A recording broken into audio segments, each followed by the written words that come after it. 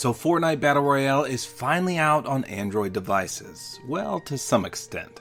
Samsung had a Galaxy Note 9 event this morning and announced that they've begun to roll out Fortnite on a few Android devices. In addition, you can get this super rare and expensive Galaxy skin if you play Fortnite on either a Galaxy Note 9 or a Galaxy Tab 4. Now both of these are brand new, and correct me if I'm wrong, but I don't even think they're out yet. Needless to say, they'll cost a fortune. But hey, at least you'll get this souped up newbie booby default skin.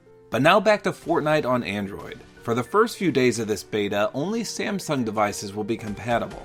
But even then, it's not every Samsung device, only the relatively new ones. Now this list includes the Samsung Galaxy S7 or S7 Edge, the S8 or S8 Plus, the S9 or S9 Plus, the Note 8, the Note 9, the Tab S3, and the Tab S4. Now after the first Samsung exclusive period, a lot more devices will be available to play the beta, and you can find a link to all those devices in the description.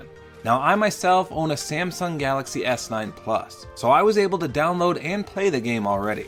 And I'm going to walk you guys through exactly what you need to do to get this up and running. The first thing to note is that you can't download this game through the Google Play Store like you would any other app. Apparently, from what I've read, the Epic developers didn't want to give Google 30% of their earnings, which is required to put it in the App Store. So first off, you need to go to Fortnite.com on your Samsung device. After loading this up, you'll see a button that says Play Free Now. If you click this, you'll be instantly taken to a download page that says See you on the Battle Bus. Below that text are two boxes, and they both do the same thing, which is to download the app installer. So you can click either one of these. And for the record, I picked the one that says Epic Games. Once you click it, it'll download this installer, which takes no time at all.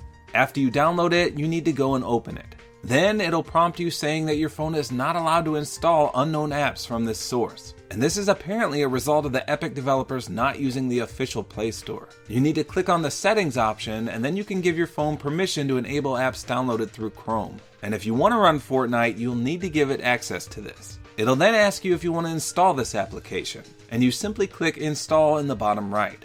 Once it does get installed, then click the Open button in the bottom right corner of your screen. It'll next tell you that game storage is required, and you need to click on Continue here.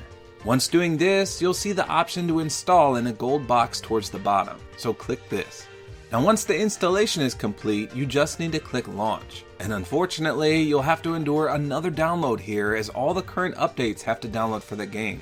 Now this part took me a while because my internet is actually terrible. Once it's done, it'll ask you if you've played Fortnite before on any other device. If you have, then obviously click Yes. It'll then have you pick which device you've played it on and have you log in via that.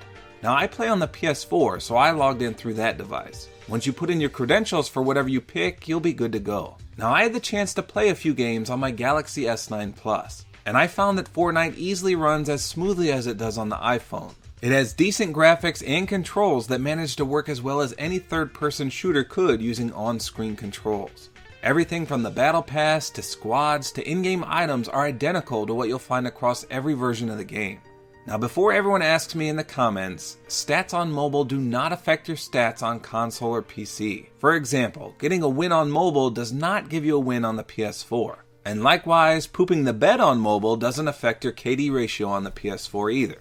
The good news is, however, that challenges do carry over. So if you complete a challenge on your mobile device, it will count as if you did it on the console version. So the biggest drawback I could find to Fortnite on mobile is the battery drain. I started playing with my battery at 75%, and after about 2 hours of playtime, I was down to 6%. Now I was letting my 5-year-old son play as well, and God only knows how many other apps he had open at the time. So I'll have to get my phone charged to 100% and see just how long I can play before the battery dies.